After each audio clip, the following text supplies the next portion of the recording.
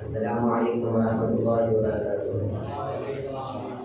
الحمد للہ نحمده ونستعینه ونستغفره ونؤمن به ونتوکل علیہ ونعوذ باللہ من شرور انفسنا ومن سیئات اعمالنا، من یهده اللہ فلا مضل له ومن یضلل فلا هادی له، ونشهد ان لا الہ الا اللہ وحدہ لا شریک له، ونشهد أن سيدنا ونبينا ومولانا محمدا عبده ورسوله أرسله بالحق بشيرا ونذيرا، أما بعد فأعوذ بالله من الشيطان الرجيم، بسم الله الرحمن الرحيم.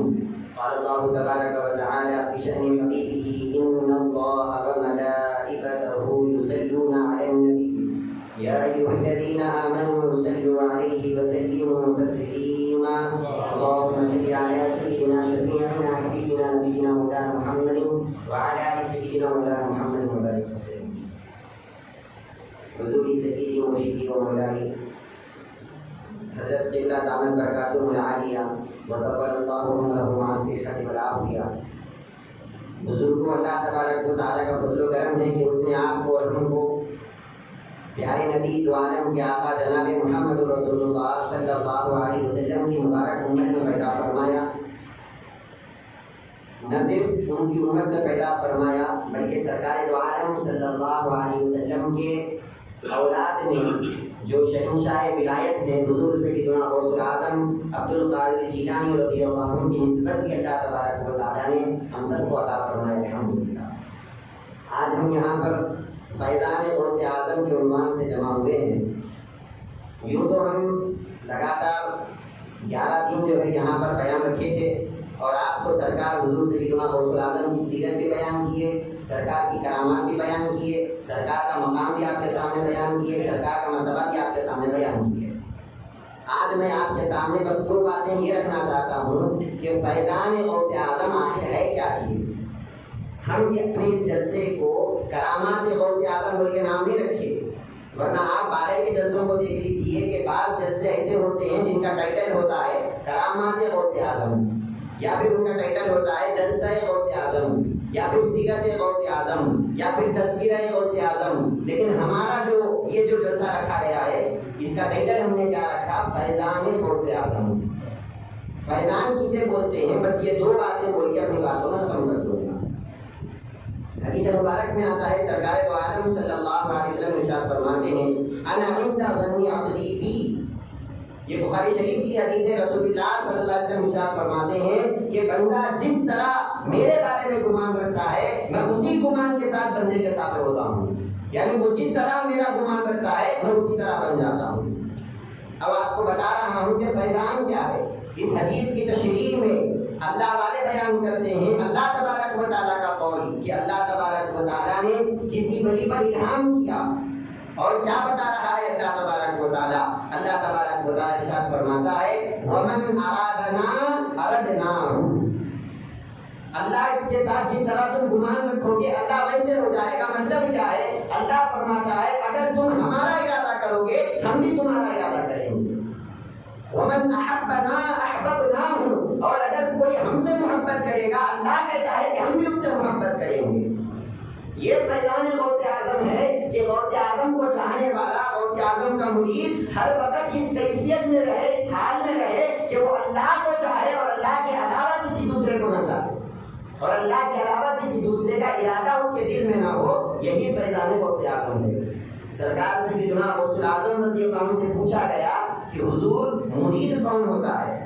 مرید ہم بہت سنتے ہیں. سرکار سے پوچھا گیا مرید کسے بولتے ہیں؟ سرکار جواب دے رہے ہیں کہ جو خالصتاً جس کا ارادہ اللہ کے لیے ہو گیا، یعنی وہ اللہ کے علاوہ کسی دوسرے کا ارادہ نہیں کرتا، اللہ کے علاوہ کسی دوسرے سے محبت نہیں کرتا، اللہ کے علاوہ کسی دوسرے کو نہیں چاہتا، وہی مرید ہے. اب جو اللہ کے علاوہ دوسروں کو چاہتا ہے وہ مرید ہی نہیں ہے.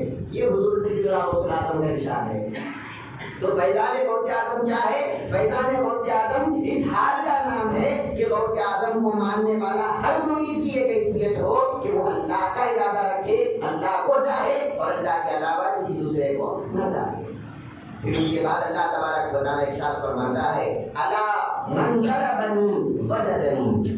اللہ تبارک و تعالیٰ ارشاد فرماتا ہے اے لوگوں سن لو، آگاہ ہو جاؤ، جو مجھے طلب کیا وہ مجھے پا لیتا ہے، جو مجھے طلب کرتا ہے، میری خواہش میں نکلتا ہے، وہ مجھے پا لیتا ہے۔ وَمَن طَلَبَ غَيْرِي لَمْ يَجِدْنِي، اور اگر کوئی میری خواہش میں نہیں نکلا، کسی دوسرے کی خواہش میں نکلا، مخلوق کے خواہش میں نکلا، تو ماں سوا اللہ کی خواہش میں اگر کوئی نکلتا ہے تو وہ ماں سوا اللہ کو پائے یا نہ پائے، لیکن مجھے ہرگز نہیں پائے گا۔ مجھے اگر پانا ہے تو میرا ارادہ کر کے گھر سے نکلو، اگر مجھے چاہنا ہے تو میری طرف دل میں رکھو، تب کہیں جا کر تم مجھے پاؤ گے۔ تو فیضان غوث اعظم ہے کیا چیز؟ فیضان غوث اعظم تیرو کار کا نام نہیں ہے، صرف بول لینے کا نام نہیں ہے۔ فیضان غوث اعظم اس حال کا نام ہے، اس کیفیت کا نام ہے کہ بندہ ہمیشہ یہ کیفیت میں رہے کہ وہ صرف اللہ کو طلب کرے، اللہ کے علاوہ کسی دوسرے کو طلب نہ کرے۔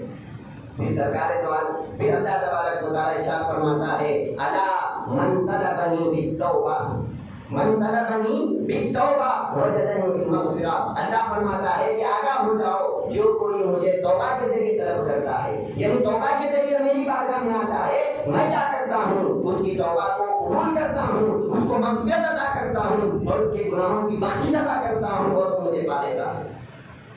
پھر کیا فرماتا ہے اللہ تبارک و تعالی الا من طلبنی بالشکر نعمہ، جو کوئی میری نعمتوں کا شکر کرتے ہوئے مجھے پاتا ہے، مجھے طلب کرتا ہے، مجھے چاہتا ہے، کیسے چاہتا ہے؟ جتنی بھی میری نعمتیں ہیں ان نعمتوں کا شکر ادا کرتا ہے کہ اللہ نے مجھے یہ دیا الحمدللہ، اللہ نے مجھے وہ دیا الحمدللہ، یعنی اللہ نے جو حیات دیا، علم دیا، ارادہ دیا، قوت دیا، سماعت دیا، بصارت دیا، کلام دیا، یہ جو اللہ تبارک و تعالیٰ نے اپنے صفات سے بندے کو متصف کیا ہے، اپنے صفات بندے کو عطا کیا ہے، بندہ جب اللہ تبارک و تعالیٰ کا شکر ادا کرتا ہے کہ اے اللہ تیرا شکر ہے تو نے مجھے اپنے صفات عطا کیے ہیں، تو اللہ تبارک و تعالیٰ فرماتا ہے وجدنی بالزیادہ، جو کوئی شکر کرتے ہوئے مجھے پاتا ہے میں اس کی نعمتوں میں اور اضافہ کر دیتا ہوں، اس کو حد سے زیادہ نعمتیں عطا کر دیتا ہوں۔ تو فیضان غوث اعظم کیا چیز ہے؟ فیضان غوث اعظم اس کیفیت کا نام ہے کہ بندہ ہر حال میں اللہ کا شکر کرتا رہے، بندہ ہر حال میں اللہ سے استغفار کرتا رہے،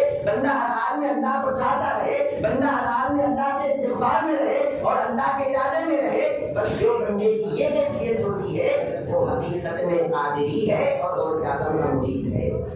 اب جس بندے کی یہ کیفیت نہیں ہے وہ در حقیقت غوث اعظم کا ظاہراً تو مرید ہے لیکن اصلاً غوث اعظم کو مرید نہیں ہے۔ خود غوث اعظم کا ارشاد بھی میں نے سنا ہے آپ کو کہ سرکار نے خود فرمایا کہ جو اللہ کا ارادہ کرے اور خالصتاً اللہ کے ارادے میں فنا ہو بس وہی میرا مرید ہے۔ اور پھر آپ غور کیجئے، اللہ تبارک و تعالیٰ ایک ولی سے پوچھا گیا کہ آپ بتائیے، کسی ولی سے کسی نے پوچھا کہ آپ بتائیے تقویٰ جو ہوتا ہے، اللہ کا جو ڈر ہوتا ہے، اللہ کا جو تقویٰ ہوتا ہے اس کا کمال کیا ہے؟ یعنی اللہ کا تقویٰ کتنا ہے بندے کے دل میں، اللہ کا تقوی کی کمالیت کیا ہے؟ تو اس ولی نے جواب دیا الصبر مع اللہ، تقویٰ اسے بولتے ہیں اللہ تبارک و تعالیٰ کے ساتھ ہر حال میں صبر کرنا اور یہ یقین رکھنا کہ اللہ میرے ساتھ ہے، یہ تقویٰ ہے۔ تقویٰ کسے بولتے ہیں؟ اللہ تبارک و تعالیٰ ہمیشہ میرے ساتھ ہے، اس بات کا یقین کرنے کو تقویٰ کہتے ہیں۔ اب معلوم یہ ہوا فیضان غوث اعظم کسے بولتے؟ بندہ ہر حال میں یہ کیفیت میں رہے کہ اللہ میرے ساتھ ہے، میں اللہ کے ساتھ ہوں، نہ اللہ مجھ سے دور ہے نہ میں اللہ سے دور ہوں۔ اس کیفیت میں رہنے والے کو قادری بولا جاتا ہے اور اس کیفیت میں رہنے والے کو مرید غوث اعظم کہا جاتا ہے۔ اور پھر آپ غور کیجئے، اس اللہ والے سے پوچھا گیا کہ ما رأس الصبر، صبر کی جو ہے اعلیٰ قسم کیا ہے؟ صبر آپ ابھی بولے نا کہ اللہ کے ساتھ صبر کرنا، تو پھر صبر کی اعلیٰ قسم کیا ہے؟ ما رأس الصبر، تو پھر فرمایا التوکل علی اللہ، صبر کرنا، صبر کرنے کا مطلب کیا ہے؟ فرمایا کہ اللہ پہ توکل کرنا، اللہ پہ بھروسہ کرنا، یہ صبر ہے۔ صبر کا مطلب صرف یہ نہیں کہ پریشانی آئی تو خاموش بیٹھ گیا، بلکہ پریشانی آئی تو بھروسہ اللہ پہ کرنا، یہ صبر ہے۔ اللہ والے فرماتے ہیں صبر کی کیفیت کیا ہوتی ہے؟ جس بندے میں صبر آ جاتا ہے وہ اللہ پہ بھروسہ کرتا ہے، اللہ پر توکل کرتا ہے۔ پھر اس ولی سے پوچھا گیا ما رأس التوکل، اللہ پہ بھروسہ کرنا بولے نا، اللہ پہ بھروسہ کرنا بولے تو کیا ہے؟ اللہ پہ بھروسہ ہو تو کیسا کرنا؟ تو فرمایا الانقطاع الی اللہ، تمام لوگوں سے ٹوٹ جاؤ، اپنی خواہشات کو توڑ لو لوگوں سے، کوئی شخص تمہاری مدد نہیں کرے گا، اگر مدد کرے گا تو اللہ کرے گا۔ اس کیفیت کیفیت کا نام تقویٰ ہے، اس کیفیت کا نام توکل ہے، اس کیفیت کا نام صبر ہے۔ اب فیضان غوث اعظم کیا ہے؟ فیضان غوث اعظم یہ ہے کہ غوث اعظم کا مرید ہر حال میں اس کیفیت میں رہے کہ لوگوں سے اپنی خواہشات کو نہ بتائے اور لوگوں سے امیدیں نہ رکھے۔ امید رکھنا ہے تو اللہ سے رکھے، خواہش رکھنا ہے تو اللہ سے رکھے، محبت کرنا ہے تو اللہ سے کرے، مانگنا ہے تو اللہ سے مانگے، اللہ کے ساتھ ہونے کا احساس کرے۔ یہ حقیقت میں فیضان غوث اعظم ہے۔ ہم فیضان غوث اعظم کو کیا سمجھ لیے؟ یہ پیری مریدی کو ہم کیا سمجھ لیے؟ یہ کوئی معمولی چیز نہیں ہے۔ قسم خدا کی اگر کسی کو فیضان غوث اعظم مل جاتا ہے وہ آج کے دور کا ولی بن جاتا ہے، وہ کوئی معمولی انسان نہیں رہا کرتا۔ آپ کے سامنے ابن سیرین کی بات رکھتا ہوں۔ ابن سیرین سے کسی نے پوچھا کہ اگر آپ کو اللہ تبارک و تعالیٰ چوائس دے دے، اختیار دے دے کہ ایک طرف جنت ہے، غور کرو آپ اللہ کو کیسے چاہنا، اللہ کا کیسے ارادہ کرنا، اس کی تشریح بیان کر رہا ہوں میں۔ یہ پوچھا گیا کہ اگر آپ کو ایک طرف جنت رکھ دیا جائے اور ایک طرف 2 رکعت نفل نماز رکھ دیا جائے، آپ کس کو لو گے؟ جنت کی طرف جاؤ گے یا نماز کی طرف جاؤ گے؟ ہم رہتے تو کیا بولتے؟ ارے بھائی نماز تو خیر پہلے تو نہیں پڑھنا چاہیے، پڑھ رہے تو بھی مجبوری میں پڑھ رہے نہیں، اب جنت مل رہی ہے تو پھر نماز کی طرف کیوں جائیں گے؟ ہم یہ بولیں گے کہ ہم جنت چاہیں گے۔ لیکن آپ غور کرو ابن سیرین کا کیا ارشاد ہے؟ آپ فرماتے ہیں اگر مجھے اللہ تبارک و تعالیٰ اختیار دے دے کہ ایک طرف جنت ہے ایک طرف 2 رکعت نماز ہے تو کیا فرماتے ہیں؟ میں 2 رکعت نماز پڑھوں گا، میں جنت کو نہیں لوں گا۔ کیوں؟ فرماتے ہیں آگے اس کی تشریح کرتے ہیں کہ جب میں نماز میں ٹھہرتا ہوں تو اللہ کے قریب ہو جاتا ہوں، جب میں نماز میں ٹھہرتا ہوں تو اللہ کی بارگاہ میں چلا جاتا ہوں۔ جنت میں تو حوریں ہیں، جنت میں تو نعمتیں ہیں، تو ذہن میرا اللہ کی طرف نہیں ہوگا، حوروں کی طرف ہوگا۔ جنت میں اللہ کی نعمتیں ہیں، ذہن میرا اللہ کی طرف نہیں ہوگا، نعمتوں کی طرف ہوگا۔ تو مجھے اللہ سے محبت اتنی ہے میں اللہ سے میرا ذہن بھی جو ہے الگ نہ ہو، اس لیے جنت کو چھوڑ دوں گا اور 2 رکعت نماز کو لے لوں گا۔ تو فیضان غوث اعظم کیا چیز ہے؟ فیضان غوث اعظم بولنے کی چیز نہیں ہے، فیضان غوث اعظم اس حال کی چیز ہے کہ جو بندہ یہ کیفیت اختیار کر لے کہ اللہ کو چاہے، اللہ کا ارادہ کرے، بس یہی اس حال کا نام ہی فیضان غوث اعظم ہے۔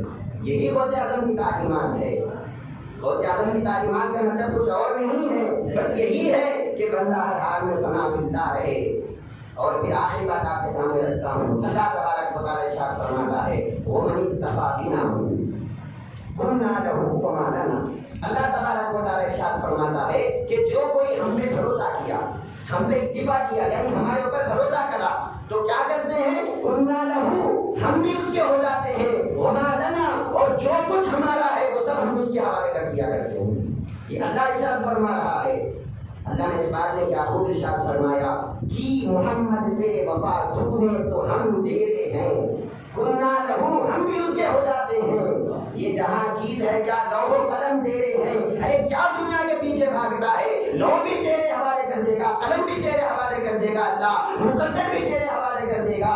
بس اللہ کا ارادہ تو کر کے دیکھو، سرکار کے طریقے پر تو چل کے دیکھو، حقیقت میں مرید تو بن کے دیکھو۔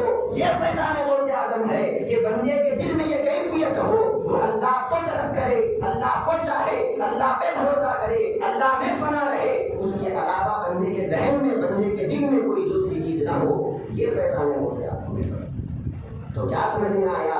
کیا باتیں میں نے آپ کے سامنے آپ رکھا؟ صرف ایک ہی بات ہے، کسے کہتے ہیں فیضان؟ فیضان بول لینے والی چیز نہیں ہوتی، فیضان بول لینے والی چیز نہیں ہوتی، فیضان حال کا نام ہے، فیضان دل کی کیفیت کا نام ہے۔ غوث اعظم کے دل میں جو کیفیت تھی، نہ دنیا کی محبت، نہ دنیا کی رغبت، نہ دنیا کی الفت، محبت ہے تو اللہ کی، بھروسہ ہے تو اللہ پہ، اور طلب ہے تو اللہ کی، یہی فیضان غوث اعظم ہے۔ غوث اعظم کے پاس ایک مرید آیا، کہنے لگا کہ شیخ عبد القادر غوث اعظم سرکار، آپ کی جو کشتی سمندروں میں چلتی تھی، جس میں لاکھوں کروڑوں کا سامان ہے، ڈوب گئی سمندر میں، کروڑوں کا نقصان ہو گیا۔ سرکار غوث اعظم اپنے دل کو دیکھتے ہیں اور دل کی طرف نگاہ ڈال کے بولتے ہیں الحمدللہ۔ یہ فیضان غوث اعظم ہے کہ جب دنیا ہاتھ سے چلی جائے، کروڑوں کا نقصان ہو جائے، بندے کے دل میں گھبراہٹ پیدا نہ ہو، بندے کے دل میں ڈر پیدا نہ ہو، بندے کے دل میں مایوسی پیدا نہ ہو، بندہ الحمدللہ کہے اور اللہ پر صبر کرے۔ یہ اعظم ہے. پھر غوث اعظم کے پاس کوئی دوسرا بندہ آیا, کہنے لگا کہ غوث اعظم وہ جو کشتی ڈوبی تھی آپ کی نہیں تھی, کسی دوسری کی تھی. آپ کی کشتی تو صحیح سلامت ہے, کروڑوں کا فائدہ ہوا, دنیا جو ہے کثرت سے آپ کے قدموں میں آ گئی. سرکار دل کو دیکھ کے بولتے ہیں الحمدللہ, یہ فیضان غوث اعظم ہے. سرکار سے پوچھا گیا کہ سرکار جب کشتی ڈوب گئی تب بھی الحمدللہ بولے, جب کشتی بچ گئی تب بھی الحمدللہ بولے, کیا وجہ ہے؟ سرکار فرماتے ہیں جب اس نے مجھے خبر دیا کہ کشتی ڈوب گئی, کروڑوں کا نقصان ہو گیا, دنیا ہاتھ سے چلی گئی, میں نے دل کو دیکھا کہ کہیں یہ دل مایوس تو نہیں ہو رہا, دنیا جانے سے یہ دل کو تکلیف تو نہیں ہو رہی, لیکن دیکھا تو دل تو برابر اللہ سے لگا ہوا ہے. یہ فیضان غوث اعظم ہے کہ دنیا جائے یا آئے دل ہمیشہ اللہ سے لگا رہے, یہ فیضان غوث اعظم ہے. پھر کہا سرکار نے کہ جب اس نے خبر دیا, مجھے بتایا کہ میری کشتی بچ گئی, کروڑوں کا فائدہ ہو گیا مجھے, تب بھی میں نے اپنے دل کو دیکھا کہ کہیں یہ دل خوش تو نہیں ہو رہا, پیسے آ گئے میرے پاس, دولت آ گئی میرے پاس, دنیا کی کثرت ہو گئی, کہیں دل خوش تو نہیں ہو رہا, لیکن دیکھا تو دل میں کوئی خوشی نہیں ہے, دل تو بس اللہ کے ساتھ لگا ہوا ہے. الصبر مع اللہ, التوکل علی اللہ, الانقطاع الی اللہ, دل کی یہ کیفیت ہے, لوگوں سے کٹا ہوا ہے, دنیا کی محبت ختم ہو گئی ہے, اللہ کی محبت سے دل بھرا ہوا ہے. سرکار فرماتے میں نے الحمدللہ کہا, دنیا آئے یا جائے مجھے اس سے پرواہ نہیں, اللہ میرے ساتھ ہے تو یہی میرے لیے کافی ہے. غور کیجیے آپ, کیا ہے فیضان غوث اعظم؟ فیضان غوث اعظم صرف بولنے کا نام نہیں ہے, فیضان غوث اعظم صرف کرامتوں کو بتانے کا نام نہیں ہے, فیضان غوث اعظم صرف ان کو یاد کر لینے کا نام نہیں ہے. بے شک ان کی کرامتیں بیان کرنے میں برکت ہوتی ہے, بے شک ان کا ذکر کرنے میں برکتیں ملتی ہے, لیکن جسے فیضان بولتے ہیں وہ کیا چیز ہے؟ جس طرح ان کا حال تھا ہمارا حال بھی اس طرح بن جائے, جس طرح ان کی کیفیت تھی ہماری کیفیت بھی اس طرح بن جائے, یہ فیضان غوث اعظم ہے. بس ایک ہی درخواست آپ کے سامنے رکھ رہا ہوں, ہم قادری ہے, مرید ہے سرکار غوث اعظم کے, اپنے آپ پہ فخر کرنا میں مرید غوث اعظم ہوں, اور کیفیت کیا ہونا؟ سرکار فرماتے ہیں مریدی لا تخف, تجھے ڈرنے کی ضرورت نہیں ہے. اور غوث اعظم کا مرید بھی ہے, ڈر بھی رہا ہے, مطلب یہ ہے کہ فیضان نہیں ملا, مطلب یہ ہے کہ حقیقت میں مرید نہیں بنا. اگر مرید بن جاتا نہ دنیا سے ڈرتا نہ دنیا والوں سے ڈرتا تو صرف اللہ سے ڈرا کرتا. یہ فیضان غوث اعظم ہے. تو الغرض کیا بتانا چاہتا تھا میں آپ کے سامنے, ہم خانقاہ غوث اعظم میں بیٹھے ہوئے ہیں, یہ غوث اعظم کی خانقاہ ہے. جب یہاں پر آئے ہمارا کام یہ ہونا, ہم غوث اعظم کا جس طرح یقین تھا اللہ پر, جس طرح غوث اعظم کا حال تھا, ہم اس طرح اپنے حال کو بنانے کی کوشش کرنا, اپنی کیفیت کو بنانے کی کوشش کرنا, تب کہیں جا کر ہم حقیقت میں مرید بنیں گے اور فیضان غوث اعظم سے مالا مال ہوں گے. اللہ سے دعا کرتا ہوں میں کہ جو بھی ہم بولتے ہیں سنتے ہیں, اللہ تبارک و تعالیٰ عمل کرنے کی توفیق عطا فرمائے.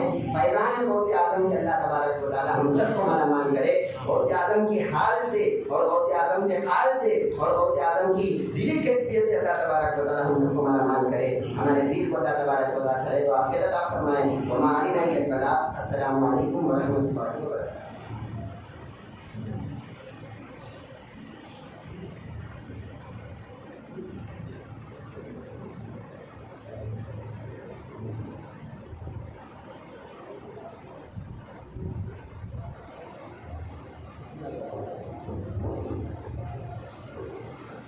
سامنے آ جائیے, بیچ میں جگہ مت چھوڑیے.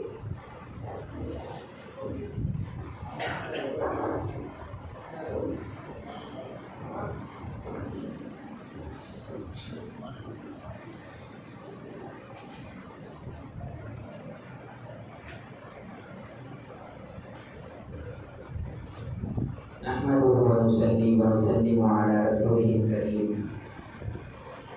أما بعد فقد قال الله سبحانه وتعالى في كلامه المجيد: أعوذ بالله من الشيطان الرجيم. بسم الله الرحمن الرحيم. ولقد همت به وهم بها لولا أن رأى برهان ربه كذلك لنصرف عنه السوء والفحشاء إنه من عبادنا المخلصين. وقال تعالى في مقام آخر حاكيا عن خليله إبراهيم: رب اجعلني مقيم الصلاة ومن ذريتي ربنا وتقبل دعاء. صدق الله العظيم. وقال تعالى في شأن حبيبه: إن الله وملائكته يصلون على النبي يا أيها الذين آمنوا صلوا عليه وسلموا تسليما.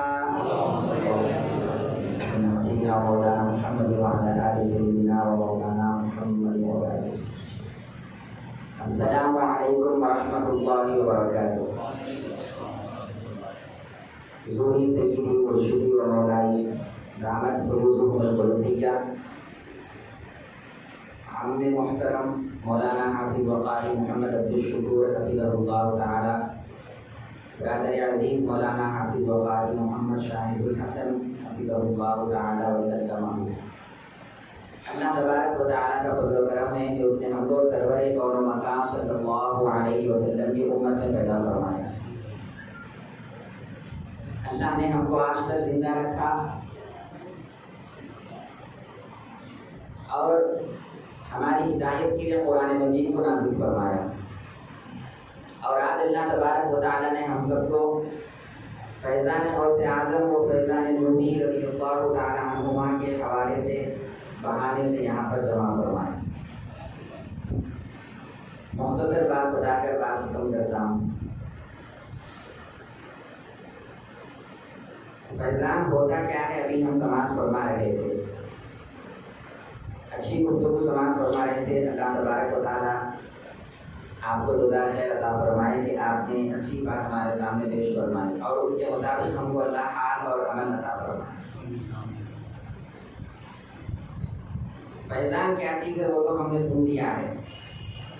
اب یہ بات آپ کے سامنے رکھ کر رخصت ہوتا ہوں کہ فیضان ملتا کس کو ہے، فیضان ملتا کس کو ہے اور فیضان حاصل کرنے کے لیے کیا کرنا پڑتا ہے. قرآن مجید کی روشنی میں بات آپ کے سامنے رکھی جائے گی کیونکہ قرآن ہمارے علم کا منبع ہے. ہم علم کہاں سے لیتے ہیں؟ قرآن سے لیتے ہیں. قرآن میں ہر چیز کا بیان ہے.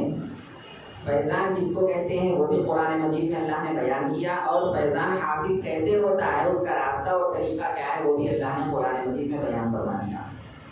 ایک واقعہ ہے بڑا مشہور ہے، واقعہ بتانا مقصود نہیں ہے، اس سے حاصل ہونے والا جو درس ہے وہ یہ ہے. اللہ کے ایک پیغمبر یوسف علیہ السلام تھے. ان پر ایک عورت فریفتہ ہو گئی، زلیخا اس کا نام تھا. تنہائی میں آپ کو لے کر گئی اور لے کر جا کر اپنے نفس کا مطالبہ سامنے رکھا کہ یہ میرے نفس کا مطالبہ ہے، اس کو پورا کرو. قرآن مجید اس منظر کو بیان کرتا ہے اور یہ منظر بیان کرتے کرتے قرآن مجید یہ کہتا ہے وَلَقَدْ هَمَّتْ بِهِ وَهَمَّ بِهَا لَوْلَا أَن رَأَىٰ بُرْهَانَ رَبِّهِ.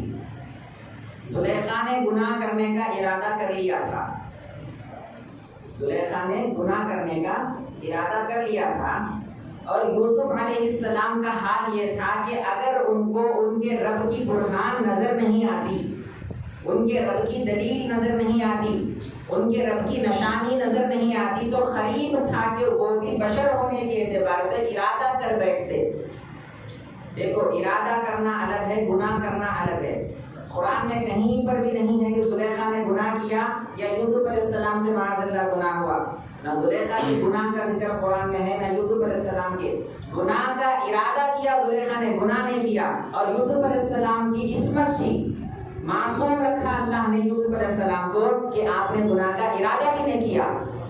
اگر اللہ کا ساتھ نہ ہوتا، اگر اللہ کی نشانی نہ دیکھ لیتے، اللہ کی برہان نہ دیکھ لیتے تو گناہ کا ارادہ ہوتا تھا، گناہ نہیں. گناہ انبیاء سے ہو نہیں سکتا. ناممکن ہے کہ کسی نبی سے کوئی گناہ سرزد ہو جائے. یہ اہل سنت والجماعت کا عقیدہ ہے. انبیاء گناہوں سے معصوم ہوتے ہیں، یعنی وہ پاسبل نہیں ہے ان کے لیے گناہ کرنا، ممکن ہی نہیں ہے. تو اگر اللہ کی دلیل نہ دیکھ لیتے، اللہ کی نشانی نہ دیکھ لیتے تو گناہ کا ارادہ کر گزرتے تھے. لیکن اللہ نے برسر وقت ان کو اپنی دلیل بتائی، اپنی برہان بتائی، اپنی نشانی بتائی اور آپ کو گناہوں سے اللہ نے معصوم رکھا، گناہ کے ارادے سے بھی معصوم رکھا.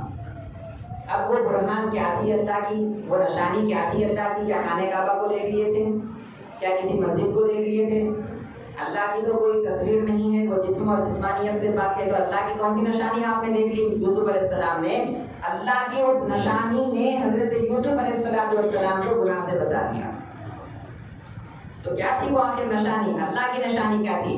تو بات آتی ہے وہ اللہ کی نشانی یہ تھی کہ یوسف علیہ السلام مصر کے اندر موجود تھے، ایجپٹ کے اندر یوسف علیہ السلام موجود تھے، اور یوسف علیہ السلام کی تربیت کرنے والے، آپ کو رشد و ہدایت دینے والے، جس کو ہمارے زبان میں مرشد کہا جاتا ہے، وہ آپ کے باپ یعقوب علیہ السلام تھے، وہ کنعان میں بیٹھے ہوئے تھے۔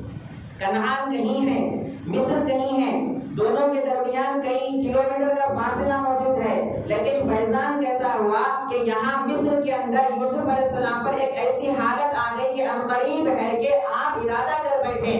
قرآن مجید نے کیا بیان فرمایا؟ اللہ نے اپنی نشانی بتائی، وہ نشانی یہ تھی کہ سارے حجابات اٹھا دیے گئے اور یہاں مصر میں بیٹھے بیٹھے حضرت یوسف علیہ السلام کو یعقوب علیہ السلام کا چہرہ نظر آیا۔ جیسے ہی اپنے مرشد کے چہرے پر نظر پڑی، آپ علیہ الصلوۃ والسلام گناہ کے ارادے سے باز آ گئے۔ تو اللہ کی نشانی یہ تھی کہ ان کو اپنا مرشد نظر آیا تھا۔ برہان ربی کا مطلب کیا ہے؟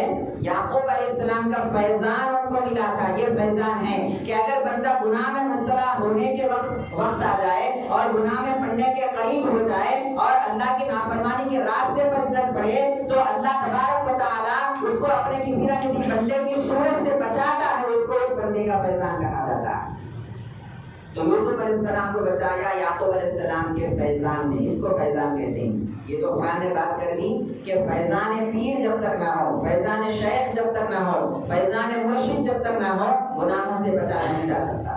یہ قرآن نے بات کر دی۔ اس کے آگے کی بات اہمیت والی ہے، وہ گفتگو کا موضوع، اصل موضوع وہ ہے۔ آگے کی بات اللہ تعالیٰ یہ بتا کر ہم نے یعقوب کے فیضان سے یوسف کو بچایا، یہ بتا دیا اللہ نے۔ یہ بتا کر آگے کیا فرمایا؟ کذالک، یہ لفظ قابل توجہ ہے، کذالک لنصرف عنہ السوء والفحشاء۔ ارے ہم جس کسی کو بھی گناہوں سے بچاتے ہیں اسی طرح بچاتے ہیں، کذالک، اسی طرح، یعنی اس کے علاوہ کوئی راستہ نہیں ہے گناہوں سے بچنے کا، اس کے علاوہ کوئی طریقہ نہیں ہے اللہ کی نافرمانی سے بچنے کا۔ اگر اللہ کی نافرمانی سے بچنا چاہتے ہیں، اگر گناہوں سے، معصیت سے بچنا چاہتے ہیں، ایک ہی راستہ ہے کہ فیضان شیخ آپ کے ساتھ ہو جائے۔ فیضان شیخ کے علاوہ کوئی راستہ گناہوں سے بچنے کا نہیں ہے۔ یہ کذالک کا لفظ بتا رہا ہے، کذالک لنصرف۔ پھر کیا بتا ہے اللہ تعالیٰ؟ ارے فیضان ہم لاتے ہیں لیکن بچانا ہمارا ہی کام ہے۔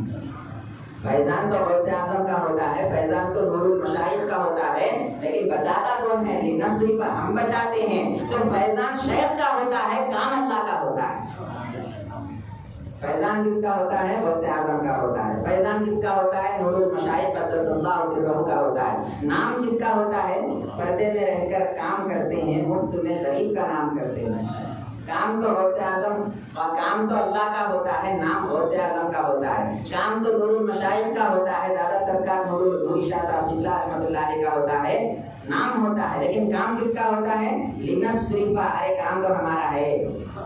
کذالک لنصرف، اس فیضان کے ذریعے ہم بچاتے ہیں۔ کیا کرتے ہیں؟ گناہوں سے آپ کو بچاتے ہیں۔ کذالک لنصرف عنہ السوء والفحشاء، برائیوں سے بچاتے ہیں، گناہوں سے بچاتے ہیں، نافرمانی سے بچاتے ہیں۔ آگے اللہ شرط بیان کر رہا ہے کہ اگر تم کو فیضان مطلوب ہے، اگر فیضان چاہیے، اگر فیضان حاصل کرنا چاہتے ہو، اس کا راستہ کیا ہے؟ انہ من عبادنا المخلصین۔ ارے ہم نے یوسف کو فیضان ایسے ہی نہیں دیا، یوسف کو فیضان اس وجہ سے دیا کہ وہ ہمارا مخلص بندہ تھا۔ تم کو بھی فیضان چاہیے تو تم کو بھی مخلص بننا پڑتا ہے۔ مخلص جب تک نہیں بنیں گے، جب تک فیضان نہیں ملے گا۔ انہ من عبادنا المخلصین، دو الفاظ ہے، ایک مخلص ہے لام کے زیر کے ساتھ، ایک مخلص ہے لام کے زبر کے ساتھ۔ مخلص اس کو کہتے ہیں جس کو چھٹکارا مل گیا، آزاد ہو گیا۔ مخلص کس کو بولتے ہیں؟ جس کو خلاصی مل گئی، جس کو آزادی مل گئی، جو آزاد ہو گیا اس کو مخلص بولتے ہیں۔ تو یوسف علیہ السلام کے تعلق سے کیا کہا؟ وہ آزاد ہو گئے تھے، اس لیے ہم نے ان کو فیضان سے بچا لیا۔ تو آزاد کس سے ہونا ہے؟ کیا کوئی زنجیروں میں جکڑ کر رکھا گیا جس سے آپ کو آزاد ہونے کے بعد فیضان ملے گا؟ فیضان کے حصول کے لیے آزادی شرط ہے۔ آزادی کے بعد فیضان غوث اعظم ہے، آزادی کے بعد فیضان نور المشائخ ہے۔ وہ آزاد کس سے ہونا ہے؟ کیا کوئی ویڈیو میں جکڑ کر رکھا جس کے آزاد ہونا ہے؟ آزادی کا مطلب یہ ہے کہ ہمارا نفس جو ہمارے اوپر قید ڈال کر رکھا ہے، زنجیروں میں ہم کو ہمارا نفس جو جکڑ کے رکھا ہے، اس نفس کی قید سے آزاد ہونا ہے۔ جب نفس کی قید سے آزاد ہوں گے، مخلص بنیں گے، اس وقت فیضان غوث اعظم ہمارے ساتھ ہے۔ تو فیضان غوث اعظم بعد میں حاصل ہوگا، پہلے نفس سے آزاد ہونا ہے۔ ہم اتنے برسوں سے فیضان غوث اعظم کرتے ہوئے آ رہے ہیں، آج تک اللہ کے اللہ کو حاضر و ناظر جان کر بتائیے کہ ہماری زندگی میں کہاں فیضان غوث اعظم آیا، بتائیے کبھی آیا، کبھی ہم نے محسوس کیا؟ بھائی کوئی چیز آپ کو ملی تو محسوس نہیں ہوتا، ہوا لگ رہی ہے محسوس ہو رہا ہے، سردی ہوتی تو محسوس ہوتا ہے، گرمی لگی تو محسوس ہوتا ہے، ہر چیز انسان محسوس کرتا ہے۔ فیضان غوث اعظم کبھی محسوس کیا ہم نے؟ نہیں، ہم صرف فیضان غوث اعظم کا نام لیتے ہیں لیکن کبھی اس راستے پر چلنے کی کوشش نہیں کرتے جو راستہ قرآن بتاتا ہے کہ انہم من عبادنا المخلصین۔ ارے نفس سے آزادی کے راستے پر چل پڑو، جب تم کو فیضان غوث اعظم ملے گا۔ جو راستے پر چل پڑتا ہے، جو سفر کو جاری رکھتا ہے، ابھی منزل تک نہیں پہنچا، اس کو مخلص کہتے ہیں زیر کے ساتھ، اور جو منزل پر پہنچ گیا ہے اس کو مخلص کہتے ہیں۔ چونکہ وہ نبی تھے اس لیے منزل پر پہنچے ہوئے تھے، اس لیے اللہ نے مخلص فرمایا۔ ہم ابھی منزل تک نہیں پہنچے اسی لیے ہم مخلص ہوں گے۔ اگر نفس کی غلامی سے آزادی کے راستے پر چل پڑے تو یہ ہے فیضان غوث اعظم اور فیضان نوری، دو جدا جدا نہیں ہیں، ایک ہی سمندر کا پانی ہے، چاہے آپ تالاب سے لو، ندی سے لو، نل سے لو، گھڑے سے لو، کس سے بھی لو، پانی تو ایک ہی ہے، محمد رسول اللہ صلی اللہ علیہ وسلم کا پانی۔ غوث اعظم کی صورت سے کبھی ہے، کبھی خواجہ معین الدین اجمیری رحمۃ اللہ علیہ کی صورت سے ہے، تو کبھی ہمارے دادا پیر نوری شاہ رحمۃ اللہ علیہ کی صورت سے ہے۔ تو بات بتانے کا خلاصہ یہ ہے، بات کا کلام، خلاصہ کلام یہ ہے کہ فیضان غوث اعظم ملتا کس کو ہے؟ ملتا اس کو ہے جو نفس سے آزادی کی راہ پر چل پڑتا ہے۔ ہم راہ پر چلنا نہیں چاہتے، ہم راہ پر چلنا نہیں چاہتے۔ اللہ فرماتا ہے وَسْلُكِي سُبُلَ رَبِّكِ ذُلُولًا، ارے میرے راہ پر چلو۔ ہم راہ پر چلنا نہیں چاہتے اور فیضان غوث اعظم حاصل کرنے کے لیے بیٹھے ہیں، تو کہاں سے فیضان غوث اعظم مل سکتا ہے؟ تو لہٰذا ہم کو اخلاص کے راستے پر چلنا چاہیے۔ اخلاص کا مطلب اپنے آپ کو نفس سے خلاصہ کر دینا، اور اپنے آپ کو نفس سے چھٹکارا دلا دینا، اور اپنے آپ کو نفس سے آزاد کر دینا، اس کو اخلاص کہتے ہیں۔ ایک گفتگو کا ایک رخ ہے، دوسرا رخ مختصر انداز میں بتا کر بات ختم کرتا ہوں۔ قرآن مجید میں اللہ نے ایک اور مقام پر ارشاد فرمایا جو خطبے کے درمیان آیت پڑھی گئی۔ ابراہیم علیہ السلام نے دعا فرمائی اللہ سے، رب اجعلنی مقیم الصلاۃ ومن ذریتی ربنا وتقبل دعا، اے اللہ مجھے نماز پڑھنے والا بنا۔ کیا کہا ابراہیم علیہ السلام نے؟ مجھے تیری نماز قائم کرنے والا بنا، اور میری اولاد کو بھی تیری نماز قائم کرنے والا بنا، اور میری اس دعا کو قبول فرما۔ اللہ نے دعا قبول فرمائی، آپ کو بھی نماز قائم کرنے والا بنایا، اور آپ کی اولاد کو بھی نماز قائم کرنے والا بنایا۔ نماز کیا چیز ہے آخر؟ نماز کیا چیز ہے آخر؟ نماز عربی میں صلاۃ کہتے ہیں، اس کا معنی یہ ہے اور اس کا مفہوم اللہ والوں کے پاس یہ ہے کہ نماز اللہ سے ملاتی ہے آپ کو، نماز اللہ کے وصل کا نام ہے، نماز اللہ سے ملاقات کا نام ہے، بلکہ آقا دو جہاں نے تو کہہ دیا نماز اللہ کے دیدار کا نام ہے۔ ان تعبد اللہ کأنک تراہ، ارے نماز ایسی پڑھ جیسے اللہ کو دیکھ رہا ہو۔ اور ایک جگہ فرمایا الصلاۃ معراج المؤمنین، جیسا میں معراج پر جا کر اللہ کا دیدار کر کے آیا، تم کو اگر دیدار خدا منظور ہے تو نماز میں آ جاؤ۔ تو نماز اللہ سے ملنے کا نام ہے، نماز اللہ کے قریب ہونے کا نام ہے، نماز اللہ سے ملاقات کا نام ہے، نماز اللہ کی بارگاہ میں پہنچنے کا نام ہے۔ تو یہ نماز جو اس کو صلاۃ کہا گیا، ابراہیم علیہ السلام نے کہا اے اللہ مجھے بھی نماز والا بنا، یعنی مجھے بھی اپنی بارگاہ میں پہنچنے والا بنا، مجھے بھی اپنے بارگاہ کا قرب عطا فرما، مجھے بھی اپنا وصال عطا فرما، مجھے بھی اپنی بارگاہ کا مقرب بندہ بنا، اور صرف مجھے نہیں بلکہ میری اولاد کو بھی اس قابل بنا کہ وہ بھی تیری بارگاہ تک پہنچ سکے، تیرا وصال ان کو بھی نصیب فرما۔ اسی ابراہیم علیہ السلام کی اولاد میں غوث اعظم رضی اللہ تعالیٰ عنہ تشریف لاتے ہیں۔ غوث اعظم رضی اللہ تعالیٰ عنہ حضرت مولا علی المرتضیٰ رضی اللہ عنہ کی اولاد میں سے ہے، اور فاطمہ الزہرا رضی اللہ عنہا کے حوالے سے اگر دیکھا گیا تو رسول اللہ صلی اللہ علیہ وسلم کے اولاد کہلاتے ہیں حضرت غوث اعظم، اور پھر حضور کے واسطے سے یا حضرت علی کے واسطے سے آگے اوپر چل کر حضرت ابراہیم علیہ السلام کے اولاد میں آتے ہیں۔ تو ابراہیم علیہ السلام نے ہزاروں سال پہلے جو دعا فرمایا کہ اے اللہ میری اولاد کو اس قابل بنا کہ وہ تیری بارگاہ تک پہنچ سکے، ابراہیم علیہ السلام کی اس دعا کو اللہ نے غوث اعظم کی صورت میں قبول فرمایا۔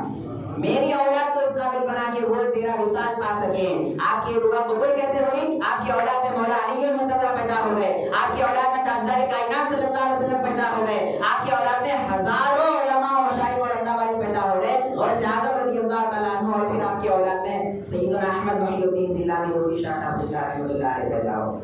تو ہزاروں سال پہلے جو ابراہیم علیہ السلام نے دعا کیا تھا کہ میری اولاد کو بھی تیری بارگاہ میں پہنچنے والا بنا، تو وہ دعا اللہ نے کیسے قبول فرمائی؟ غوث اعظم اور نوری شاہ صاحب اللہ کی صورت میں اللہ نے قبول فرمائی۔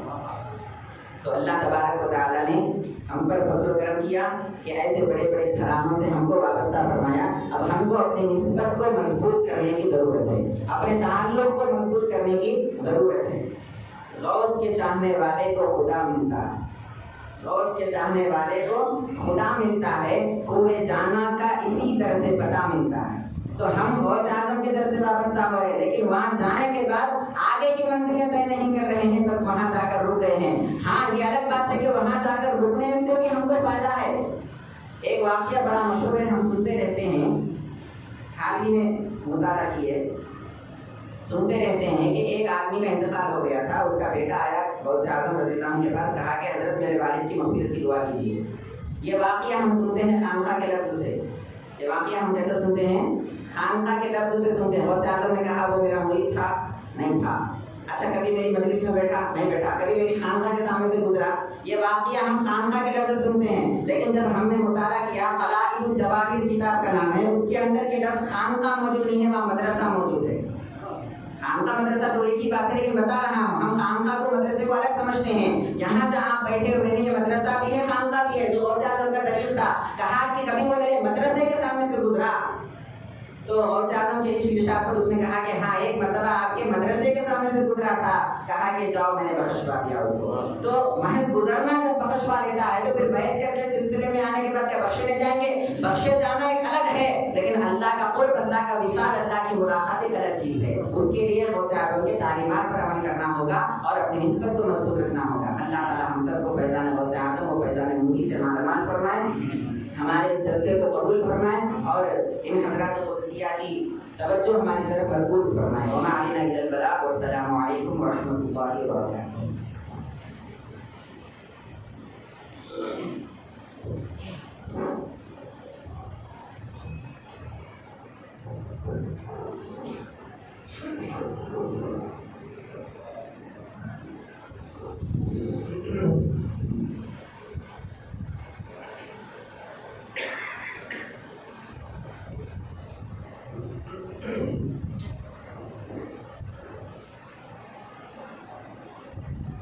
السلام علیکم ورحمۃ اللہ وبرکاتہ. وعلیکم السلام ورحمۃ اللہ. الحمد للہ نحمده ونصلی علی رسوله الکریم. اما بعد, قال الله سبحانه وتعالى في القرآن المجيد, اعوذ باللہ من الشیطان الرجیم, بسم اللہ الرحمن الرحیم. الا ان اولیاء اللہ لا خوف علیہم ولا هم یحزنون الذین آمنوا وكانوا يتقون. وقال تعالى ايضا ان الله اشترى من المؤمنين انفسهم واموالهم بان لهم الجنة يقاتلون في سبيل الله فيقتلون ويقتلون وعدا عليه حقا في التوراة والإنجيل والقرآن ومن أوفى بعهد من الله فاستبشروا ببيعكم الذي بايعتم به وذلك هو الفوز العظيم. اللہ تعالیٰ کا فضل ہے, کرم ہے کہ رب العزت نے آپ کو اور ہم کو پیارے آقا حضور رحمت للعالمین جناب محمد رسول اللہ صلی اللہ علیہ وآلہ وسلم کو نبی بنایا. دوستوں, اللہ کا بے انتہا شکر ہے کہ اللہ تبارک و تعالیٰ نے الحمدللہ آج ہم لوگوں کو غوث اعظم کی ایک مجلس میں جمع کیا. دوستو,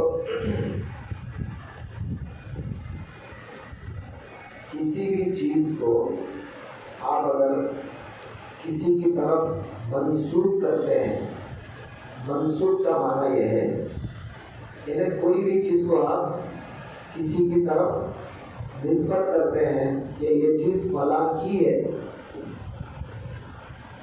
گھر ہے, سب گھر برابر ہیں. اگر آپ بولیں گے یہ منسٹر صاحب کا گھر ہے تو منسٹر کے نام سے وہ گھر نسبت ہوتے ہی لوگ سمجھتے ہیں ذرا اس کو اہمیت سے دیکھتے ہیں. یہ فقیر آدمی کا گھر ہے، جھوپڑا ہے، یہ غریب آدمی کا گھر ہے، بولتے چلا جاتا ہے. تو اس کا مطلب گھر وہی ہے، وہی دیوار ہے، وہی جو ہے نا گھر ہے، وہی دروازے ہے، مگر جس کی طرف نسبت ہوتی ہے، جس کی طرف اشارہ ہوتا ہے کہ یہ فلاں کا ہے، تو وہ آدمی جتنا معتبر ہوگا وہ چیز بھی اتنی معتبر ہوگی. یہ قاعدہ ہے. اسی طرح مجلس تو مجلس ہے. مجلس کا معنی ہم بیٹھے ہیں نا یہاں پر، تو یہ مقام پر جو بیٹھتے ہیں کسی بھی وجہ سے اس کو مجلس کہتے ہیں. اب یہ مجلس کو تم جدھر نسبت کرو گے تو وہ جتنے بڑے ہیں یہ مجلس بھی اتنی بڑی ہوگی. اب یہ مجلس کس کی ہے؟ غوث پاک کی ہے. یہ مجلس خواجہ غریب نواز کی ہے. یہ مجلس سرکار نوری شاہ علیہ الرحمہ کی ہے. تو جدھر تم یہ مجلس کو نسبت دو گے وہ مجلس اتنی بڑی ہوگی. حالانکہ مجلس تو وہی مجلس ہے، وہی جانماز ہیں، وہی مائک ہے، وہی لوگ ہیں، وہی چہرے ہیں، وہی چیز ہے. سمجھ رہے ہیں؟ لیکن نسبت جدھر کی جاتی ہے وہ نسبت کی وجہ سے چیز بھی مکرم اور معظم بن جاتی ہے. دوسری بات، ابھی ہم نے فیضان کے بارے میں 2 باتیں سنا. عربی میں فیضان کس کو بولتے ہیں؟ فازا یفیز فیضان و فیضان، فیضان و فیضانن، یہ جو لفظ آتا ہے فیض یا فیضان. ندی جب بھر جاتی ہے، ندی کا بھی ایک رینج ہوتا ہے نا. ارے تالاب کا یا ندی کا ایک رینج ہوتا ہے نا، ہوتا ہے نہیں ہوتا ہے؟ ایک اتنے سینٹی میٹر اوپر آ گیا، اتنے سینٹی میٹر اوپر آ گیا، رہتا ہے نا. پانی کا بھی ایک رینج ہوتا ہے. وہ اپنے رینج سے اوپر آ جائے تو کٹے بھی ٹوٹ جاتے ہیں. کیا ہوتے ہیں؟ پانی اوپر آ جاتا ہے، کٹے ٹوٹ جاتے ہیں، پانی ادھر ادھر چلا جاتا ہے، اور حد سے زیادہ سپیڈ پانی چلا جاتا ہے. اس کو عربی میں کہتے ہیں فیضان. اب سمجھ میں آپ؟ تو عام طور پر پانی تو آپ کے گھر کو آتا ہی ہے، اپنے انداز میں، اپنے حساب سے پانی تو ملتا ہے آپ کو. وہی کرشنا ندی کا پانی آپ کو نالوں میں آیا، پھر وہی نالوں کے ذریعے آپ کے گھر میں آیا. سمجھ میں آیا؟ یا پائپ لائن کے ذریعے آپ کے گھر میں آیا. آپ جب کرشنا ندی سے جو پائپ نکلا تھا اس کو اگر آپ دیکھیں گے تو کم سے کم 6 فٹ اونچا یا 8 فٹ اونچا ہوگا، 8 فٹ گول ہوگا. سمجھے؟ جب بڑی گلی کو آئے گا تو وہ جو ہے نا 2-3 فٹ کا ہو جائے گا. جب اور ایک گلی کو آئے گا تو 1 فٹ کا ہو جائے گا، اور ایک گلی میں جائے گا تو آدھے فٹ کا ہو جائے گا، اور ایک گلی کو آئے گا تو 4 انگل کا. اور آپ کے گھر میں آنے کے بعد کتنا؟ 2 انگل کا بھی نہیں ہے بلکہ 1 انگل کا ہے، بلکہ اس سے بھی آتا ہے. اور جو پانی جس فیض کے ساتھ، جس بہاؤ کے ساتھ وہاں آ رہا تھا، اگر وہ پانی تمہارے گھر میں آیا تو تمہارا گھر ڈوب جائے گا. تمہارا گھر اس کو برداشت کرنے کے لائق نہیں ہے.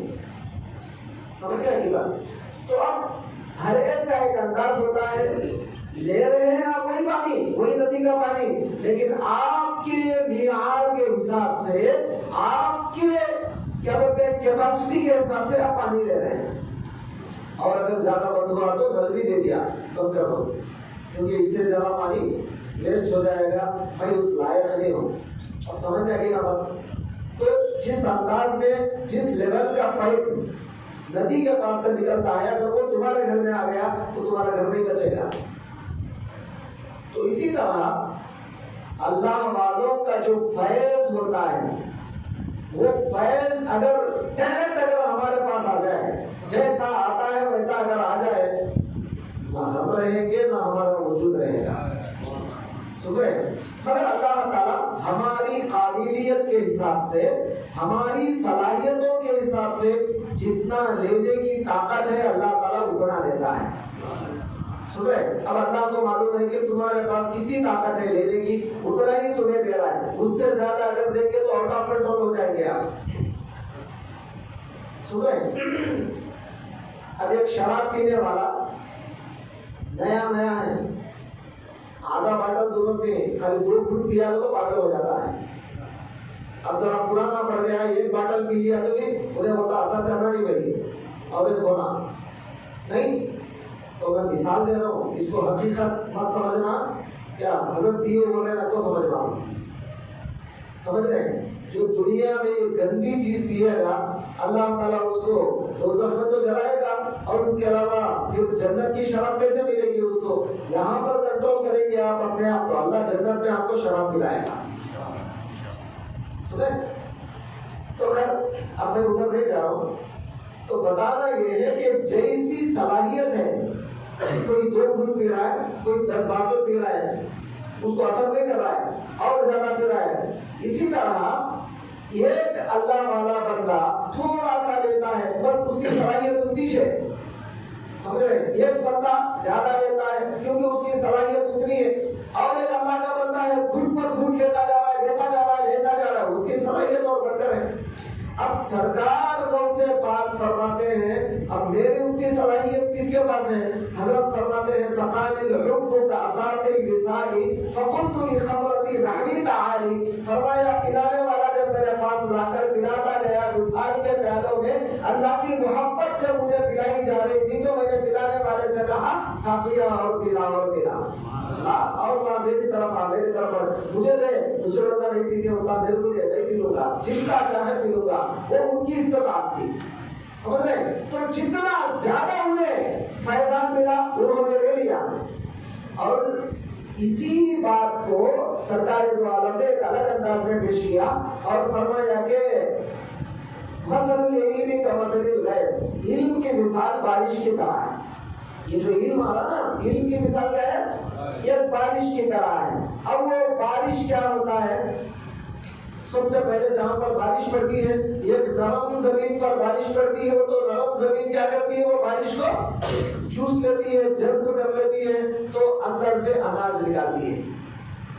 اور ایک زمین ایسی ہوتی ہے جو بالکل پتھر کی زمین ہوتی ہے، کتنی بھی بارش اگر پڑی وہ نہ چوستی ہے نہ پانی کو جمع کرتی ہے، جیسا پانی آیا ویسا پانی چلا جاتا ہے، ایک قطرہ پانی بھی اندر نہیں گھستا۔ اور ایک زمین ایسی ہوتی ہے جو بہت بڑی ندی بن جاتی ہے، تالاب بن جاتا ہے، پورے بارش کا پانی کو جمع کر لیتا ہے، اس سے ہزاروں کھیتوں کو فیضیاب ہوتا ہے، فیضیاب کرتی ہے وہ بارش، سمجھے؟ وہ تالاب، وہ ندی۔ اسی طرح سرکار نے وہ مثال دے کر فرمایا بعض لوگ جو ہوتے ہیں سخت دل والے ہوتے ہیں، سخت دل والے۔ آپ بلائے حضرت بہن تو آپ تھوڑا سمجھ لیجیے، بہت پیارا سمجھ لیجیے، سمجھ لیجیے، بڑے عالمہ جمع کرنا نہیں، بڑا بولے لیجیے، جاؤ جی۔ اس کا مطلب نے کوئی بات قبول کرنے کے ارادے میں نہیں ہے انہیں، کتنی اچھی باتیں بھی اس کے دل پہ تم ڈالو گے تو اوپر اوپر سے چلی جائے گی، کیوں؟ اس کے دل قبول کرنے کے انداز میں نہیں ہے، سخت دل ہے وہ، سخت دل، پتھر کی طرح، کیا اشد قسوہ، اس سے بھی زیادہ خطرناک، کل حجارتی اور اشد قسوہ، فیہ کل حجارت اور اشد قسوہ، وَإِنَّ مِنَ الْحِجَارَةِ لَمَا يَتَفَجَّرُ مِنْهُ الْأَنْهَارُ۔ قرآن کہہ رہا ہے پتھر جو بھی ذرا ٹھیک ہے، کم سے کم پھٹا تو پانی تو آتا ہے، انہیں تو پھٹا تو کچھ بھی نہیں آتا، بالکل سخت پتھر ہے اس کا دل، کتنی باتیں بھی بول دو دل پہ اثر کرنے والی نہیں ہے۔ اور بعض اللہ والے لوگ ایسے ہوتے ہیں تو ادھر سے مولا کی بات پڑھی، ادھر سے دل پہ گری اور عمل شروع کر دیا، سمجھ رہے ہیں؟ وہ ایک نرم کھیتی ہے، اللہ والے ہی ڈھونڈتے ہیں کہاں ہے نرم کھیتی، وہ ڈھونڈتے ہیں۔ اللہ والوں کو کیا ضرورت ہے؟ نرم کھیتیاں کا ہے وہ دیکھتے ہیں، پتھر کی زمین لے کے کیا کریں گے آپ؟ تو پیر کامل جو ہوتا ہے وہ اس بات کو تلاش کرتا ہے کہ نرم کھیتی کہاں ملے گی تاکہ میں اس پہ ہل چلاؤں اور اناج نکالوں، سمجھ رہے ہیں؟ اور اگر پتھری زمین ہے تو پیر صاحب کو فائدہ کچھ بھی نہیں ہے۔ حضرت اللہ فرماتے تھے ارے تم لوگ تو پیر کامل کو تلاش کر رہے ہو مگر میں مرید عامل کو تلاش کر رہا ہوں۔ میں کس کو تلاش کر رہا ہوں؟ مرید عامل کو تلاش کر رہا ہوں، عمل کرنے والے مرید کو تلاش کر رہا ہوں، تم پیر کامل کو تلاش کر رہے ہو۔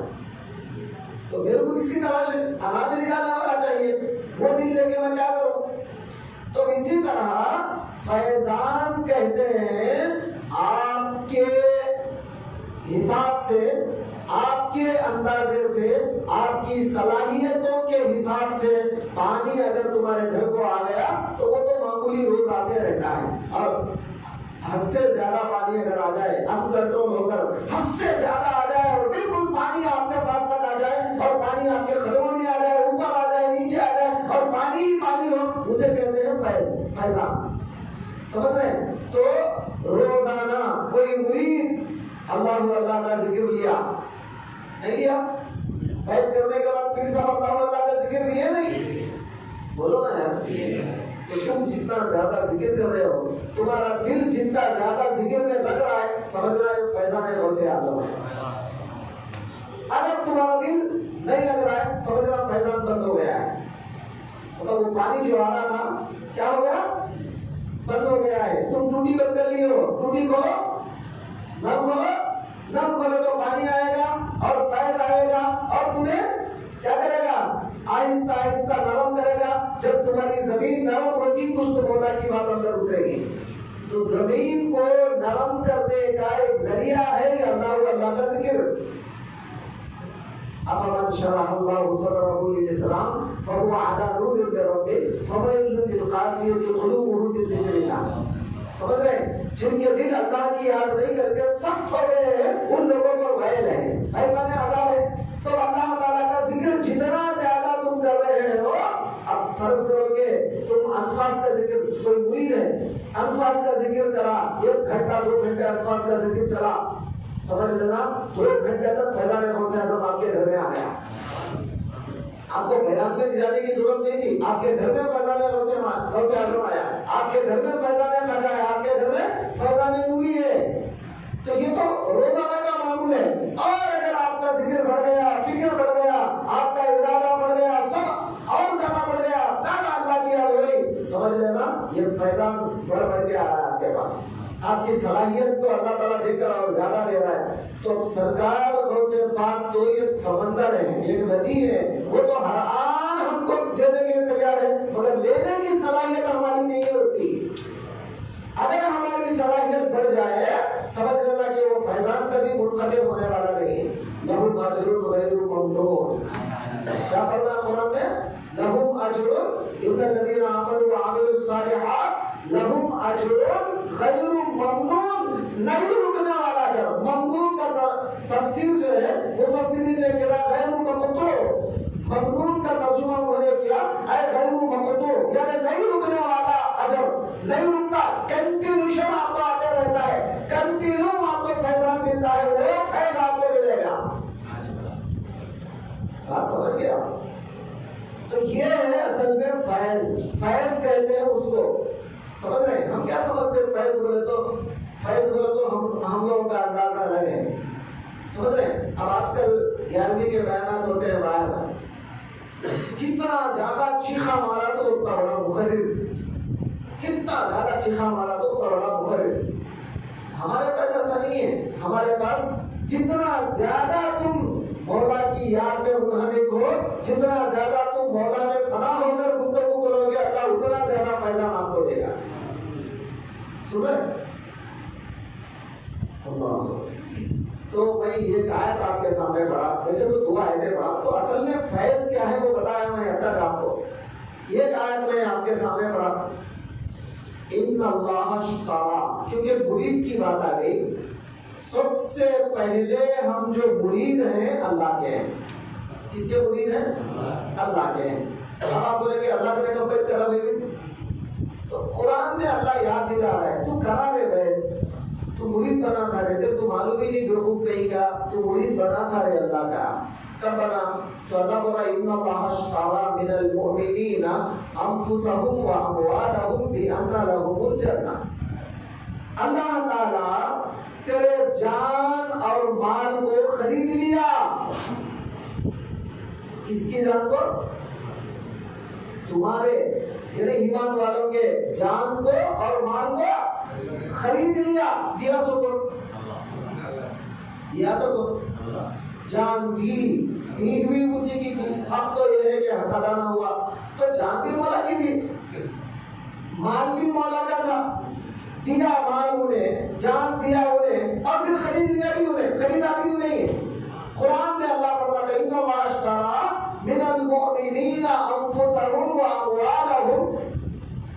ایمان والوں کے جان اور مال کو اللہ نے خرید لیا، فاسٹر سے خرید لیا۔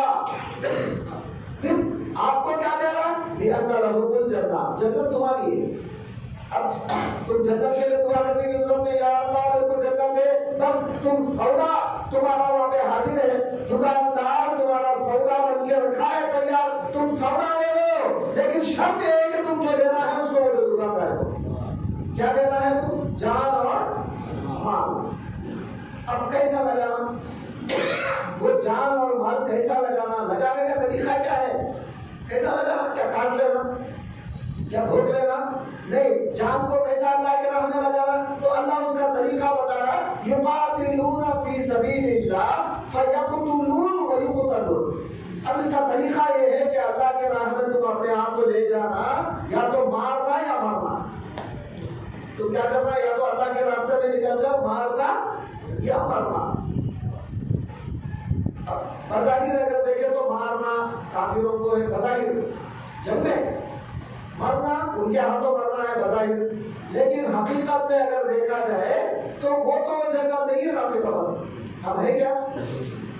تو یقاتلون فی سبیل اللہ، اللہ کے راہ میں لڑنا ہے، مارنا ہے اس کو، سمجھ رہے ہیں؟ خود مرنا ہے، مارنا ہے سامنے والے کو، تو نفس کو ختم کرنا ہے اور اپنے آپ کو مردہ کرنا ہے، اپنے آپ کو مارنا ہے۔ جب یہ درجے پر تم پہنچ جاؤ گے تو تمہارے نفس کو تم نے اللہ کے حوالے کر دیا، بات سمجھے؟ تو وہ کیسا ہوگا؟ وہ ایسا ہوگا کہ آپ اب گھر سے نکلے، گاڑی لیے، شیطان ڈالا دل میں، نہیں جا کے اگر 100 روپے کا پیٹرول ہوتا رہے تو تم کیا کرے؟ 100 روپے کو خاطر میں نہیں لائے، آج بیان ہے جانا ہے، 100 روپے کے اللہ اسے 100 روپے کتنے کی دیتا؟ نہیں، مال کو اللہ کے راہ میں لگانا ہے۔ اب اندر سے ہوتا رہے گھنٹے دن آئے رہے، بخار آتا رہے، نہیں تیرا جان اچھا نہیں رہے پہلے سے، وہ ہوتا رہے، تو کیا کرے؟ مر گیا تو مر گیا، جانے بجا رہا ہوں، اللہ کے راہ میں جانا ہے۔ تو یہ جو آپ تھوڑا سا مجاہدہ کریں، کیا کریں آپ؟ تھوڑا سا مجاہدہ کر کے یہاں پہ ہے، یہ یقاتلون فی سبیل اللہ، اللہ کے راستے میں لڑ رہے ہیں، اپنے نفس سے مقابلہ کر رہے ہیں، فیقتلون، یا تو اس کو ماریں گے یا تو مریں گے۔ یہ تو ابتدا ہے۔ اب جیسا جیسا تم قریب آتے جاؤ گے، تعلیم لیتے جاؤ گے، تو مارنا کیا ہے مرنا کیا ہے وہ بھی آپ کو پتا چل جائے گا، کس کو مارنا ہے کیسے مرنا ہے۔ تو یہ مریدی کا پہلا لیسن ہے۔ تم اللہ کے ہاتھ پہ مرید بنے، اللہ تعالیٰ تمہارے جان کو مال کو خرید لیا، جنت تو اس کے بدلے میں دے دیا، اور اس کے بعد کیسا جان کو لگانا وہ بھی بتا رہا ہے۔ فیقتلون ویقتلون، جان کو کیسے لگانا بتا دیا۔ اب اللہ فرما رہا ہے یہ وعدہ ہے تیرے میرے بیچ میں، وعدا علیہ حقا، یہ پکا وعدہ ہے۔ یہ وعدہ صرف کیونکہ پرانا ہے نا، پرانا ہے نیا ہے، پرانا وعدہ ہے نا، تو اس وقت صرف قرآن ہی نہیں تھا، تورات بھی انجیل بھی سب اس سے پہلے کا وعدہ ہے نا، تو یہ وعدے کا ذکر قرآن میں بھی ہے، تورات میں بھی ہے، انجیل میں بھی۔ وعدہ علیہ حقا فی التوراۃ والانجیل والقرآن، تینوں کتابوں میں بھی اس کا ذکر آیا ہے۔ وہ وعدے کا جو وعدہ اللہ سے کیے تھے، تو آگے اللہ فرما رہا ہے فاستبشروا، آگے کی آیت میں فاستبشروا، خوش ہو جاؤ، خوشخبری دو، بِبَيْعِكُمُ الَّذِي بَايَعْتُم بِهِ، جو بیعت تم نے کیا اللہ تعالیٰ سے، جو بیعت تم نے کیا ہے اس بیعت کی خوشخبری دے دو۔ کیا؟ ذَلِكَ هُوَ الْفَوْزُ الْعَظِيمُ، یہ بہت بڑی کامیابی کی بات ہے۔ تو پہلے بیعت کس سے کیا ہم نے؟ اللہ سے کیا۔ اصل بیعت تو وہی ہے، اصل بیعت تو وہی ہے، جان مال اللہ کے راہ میں لگانا ہے۔ تو اللہ سے ہم نے وعدہ لیا، اب اللہ اس کے بدلے میں جنت دے گا۔ اب اس کے بعد پیر صاحب رسول اللہ صلی اللہ علیہ وسلم کے پاس مدینہ منورہ سے، اس سے پہلے اس کا نام یثرب تھا، مدینہ کا نام کیا تھا پہلے؟ یثرب تھا۔ تو مدینہ منورہ سے تقریباً 12 لوگ آئے، سرکار دو عالم نے بیعت لیا، بایعونی علی اللہ تشرکوا باللہ شیئا ولا تسرقوا ولا تزنوا ولا تأتوا ببہتان تفترینہ بین ایدیکم وارجلکم ولا تعصوا فی معروف فمن وفی منکم فاجرہ علی اللہ ومن اصاب من ذلک شیئا ثم سترہ اللہ فہو الی سمجھ رہے ہیں؟ سرکار بیعت لے رہے ہیں. کیا بول کے بیعت لے رہے ہیں؟ صحابہ آئے تھے 12 لوگ آئے تھے مدینہ منورہ سے اور 12 لوگوں کو بٹھا کے صحابہ کے سامنے وعلیہ رسالۃ من اصحابہ بھی ہے حدیث میں کہ صحابہ کے سامنے صحابہ کی جماعت کے اندر یہ 12 لوگوں سے بیعت لے رہے ہیں کہ تم اس بات پر بیعت کرو کہ شرک نہیں کرو گے, چوری نہیں کرو گے, زنا نہیں کرو گے, بیدان نہیں باندھو گے, سمجھ میں اللہ رسول کی نافرمانی نہیں کرو گے, فلاں فلاں فلاں فلاں تمام باتیں. تو جو بیعت کا ذکر سرکار دو عالم کی اس بیعت عقبہ میں ہے وہی بیعت پیر صاحب بھی آپ سے لے رہے ہیں. کیا فرق ہے بتاؤ آپ؟ پیر صاحب جو بیعت لے رہے ہیں وہ بھی وہی بیعت ہے نا. میں شرک نہیں کروں گا, چوری نہیں کروں گا, زنا نہیں کروں گا, بہتان نہیں باندھوں گا, اللہ کے احکام کی پابندی کروں گا, میں کروں گا, یہ کروں گا, وہ کروں گا. ہوا کہ نہیں ہوا؟ تو وہی بیعت جو سرکار دو عالم نے لیا تھا اور آج پیر صاحب بھی وہی بیعت لے رہے ہیں. اس کا فائدہ کیا ہے؟ بس بیعت لینے کے بعد اب پیر صاحب آپ کو یہ بتا رہے ہیں میں اپنے جسم کو اللہ کی عبادت کے لیے دیتا ہوں, دے دیا. اپنے دل کو اللہ کی یاد کے لیے دیتا ہوں, دے دیا. اپنی روح کو اللہ کے عشق و عرفان کے لیے, دین کے لیے دیتا ہوں, دے دیا. تو یہ جو ایکسٹرا جو ہم نے کیا ہے وہ اللہ تعالیٰ کے بیعت کو ظاہر کر رہا ہے. جو بیعت آپ نے اللہ سے کیا تھا, سمجھ رہے ہیں کیا بیعت کیا تھا؟ تو اپنے جسم کو کیا لگائیں گے آپ؟ احکام الہی میں لگائیں گے, عبادتوں میں لگائیں گے, اپنے دل کو اللہ کی یاد میں لگائیں گے. تو یقاتلون فی سبیل اللہ ہے, یہ اللہ کے راستے میں لڑنا ہے, مارنا ہے یا مرنا ہے. سمجھ رہے ہیں یہ مارنے مرنے کا طریقہ ہی ہے. تو اپنے جسم کو اللہ کے حوالے کر دیا, اپنے دل کو اللہ کے حوالے کر دیا, اپنی روح کو مولا کے دین کے حوالے کر دیا. یہ جو ہے ایک کے بعد ایک, ایک کے بعد ایک, ایک کے بعد ایک درجے ہیں سارے کے سارے. اور پیر صاحب بھی وہی بیعت لے رہے ہیں آپ سے. غلط کا ہے جو بیعت آپ اللہ سے کر چکے ہیں. تو پتا چلا بیعت کوئی نئی نہیں ہے ہمارے پاس, تو وہی پرانی بیعت ہے جو ہم نے اللہ سے لیا. اسی بیعت کو رسول اللہ نے دوبارہ جو ہے نا جاری کیا تھا صحابہ سے, اور وہی بیعت صحابہ کرام کے بعد تابعین, تبع تابعین, تمام اولیاء اللہ حوض پاک سے ہوتا ہوا رومی شاہ سرکار سے ہم لوگوں نے بیعت کیا. اور ہم سے جتنے بھی بیعت کر رہے ہیں یہ سب جو بیعت ہے وہ دراصل رسول اللہ کی بیعت ہے, اور رسول اللہ کی بیعت اللہ کی بیعت ہے. اور اللہ تعالیٰ اس کو بھی ظاہر کر کے بول رہا ہے ان الذین یبایعونک انما یبایعون اللہ. کہیں ڈاؤٹ نہیں ہونا یہ بیعت الگ ہے, کہیں یہ ڈاؤٹ نہیں ہونا یہ بیعت بالکل خلاف ہے. نہیں, جو تم بیعت کر رہے ہو رسول کے ہاتھ پر, یہ رسول کا ہاتھ ہے, اللہ کا ہاتھ ہے. تم اللہ کے ہاتھ پر بیعت کر رہے ہو. تو اللہ یہ بتانا چاہتا ہے وہی بیعت ہے جو تم پہلے میرے سے بیعت کر چکے ہو, مگر اب یہاں فی الوقت بظاہر رسول کا ہاتھ ہے, میرا ہاتھ تمہیں دکھ نہیں رہا ہے مگر یہ میرا ہی ہاتھ ہے. اب پیر اگر بیعت لے رہا ہے تو پیر کے ہاتھ کے پاس رسول کا بھی ہاتھ ہے, اللہ کا بھی ہاتھ ہے, کیونکہ دونوں تجلیات ہیں. سنیں, اگر یہ چیز اگر آپ کو پتا چل گیا تو سمجھ لینا کہ آپ بڑے مقام پر پہنچ جاؤ گے. تو فیض اصل میں کدھر سے آتا ہے آپ کو پتا نہیں چلے گا. سمجھ میں ایک بات, تو یہ بیعت کیا ہے میں آپ کو سمجھانے کے لیے 2 باتیں بتایا. اب دوسری جو آیت میں نے پڑھا الا ان اولیاء اللہ, اب تمام اللہ کے دوستوں میں سرکار غوث پاک اعلیٰ درجے کے دوست ہیں. میں ہمیشہ مثال دیتا ہوں آپ کو, ابھی بھی دے رہا ہوں مثال آپ کے سمجھ میں آنے کے لیے. دوست بولے تو کیا آپ کیا اللہ کے دشمن ہیں؟ آپ اللہ کے دشمن ہیں؟ بولو نہیں نا, آپ اللہ سے دشمنی کر رہے نہیں, آپ بھی تو اللہ کے دوست ہیں. اگر اللہ کے دشمن ہوتے تو یہاں بیٹھنے کے بجائے وہ بروڑی کے اس طرح بیٹھتے تھے, گھنٹے بجاتے ہوئے. کہاں بیٹھتے تھے؟ یہاں بیٹھنے کے بجائے اللہ کے دشمن ہوتے تو کہاں بیٹھتے؟ بروڑی کے اس طرح بیٹھتے, گھنٹے بجاتے بیٹھتے. تو اللہ کے دشمنوں کی جگہ وہ ہے, یہ اللہ کے دوستوں کی جگہ ہے. تو آپ تو اللہ کے دوست ہیں نا, اسی لیے تو یہاں بیٹھے ہوئے ہیں. مگر ہماری دوستی ایک لیول سے بھی نیچے ہے.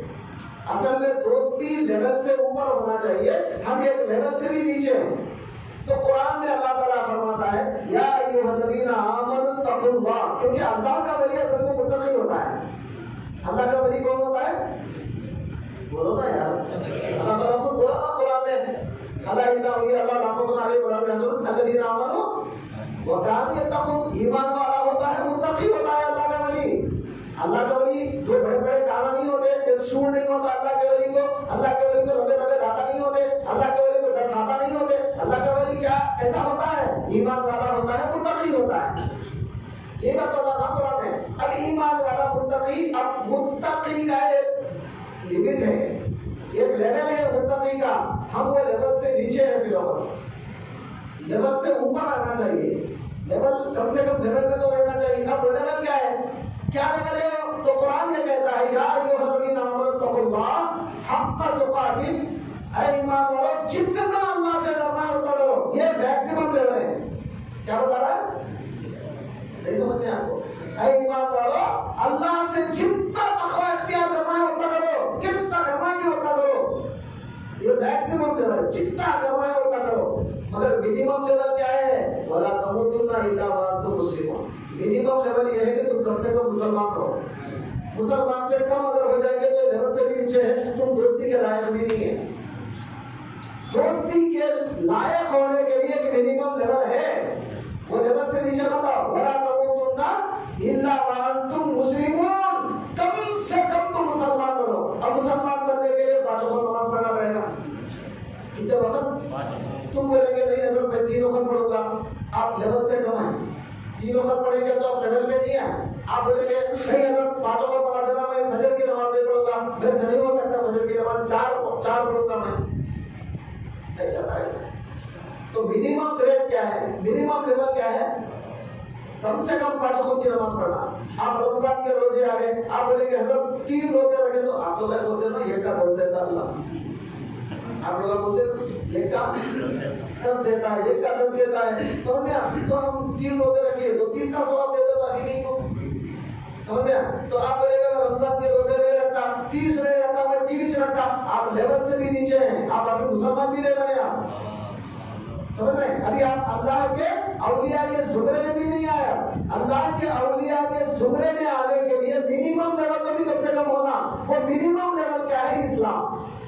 अब उसके बाद हिदायत का दर्जा शुरू होता है। इस्लाम के बाद समझ रहे हैं 5 वक्त नमाज, रमजान के 30 रोजे, ज़कात, हज, अगर अल्लाह दौलत दिया तो ये इससे कम अगर तुम करेंगे तुम अल्लाह के वली नहीं, तुम अल्लाह के वली नहीं। तुम बोलेंगे मेरे से 2 नमाज हो सकते, जुम्मे को जुम्मा पढ़ दो भाई, तुम अल्लाह के वली नहीं, समझ रहे हैं? मैं जुम्मे को जुम्मा पढ़ूंगा, 5 वक्त नहीं पढ़ूंगा, आप अल्लाह के वली नहीं। अल्लाह के वली बनने का मिनिमम जो ग्रेड है 5 वक्त की नमाज पढ़ना है। मिनिमम जो ग्रेड है वो क्या है? 30 रोजे रखना है रमजान के, एक भी अगर कम करेंगे तो नहीं होगा। फिर जिना नहीं करें, चोरी न करें, तमाम जो बड़े बड़े गुनाह हैं उससे बचे आप, तो ये मिनिमम लेवल पे आया, मिनिमम लेवल। अब उसके ऊपर जितना जाएंगे वो पूरी विलायत के दर्जे होंगे। अब उसकी मिसाल देता हूँ, उसकी मिसाल देता हूँ।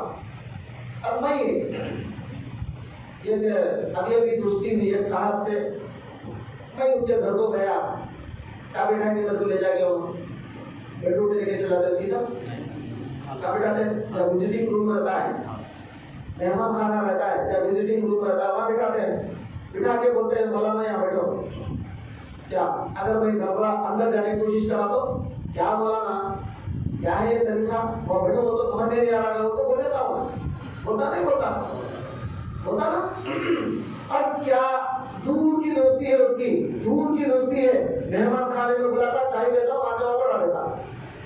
और जरा पुरानी दोस्ती हो गई, क्या हो गई?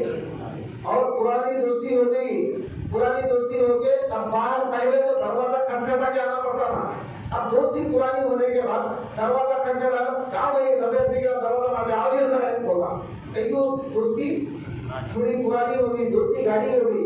और अगर गाड़ी होगी दोस्ती तो मेहमान खाने में आगे बढ़ गया सोफे पे, मुझे पता क्या बाहर बैठे जाओ होता नहीं बोलता नहीं बोलता। और अगर गाड़ी दोस्ती होगी तो घर में जो है ना, नहीं भाई घर में पर्दा करना एक बार तो तुम से यहाँ पर जाओ, तुम्हें अंदर रहना नहीं। ये क्या है? ये क्या है?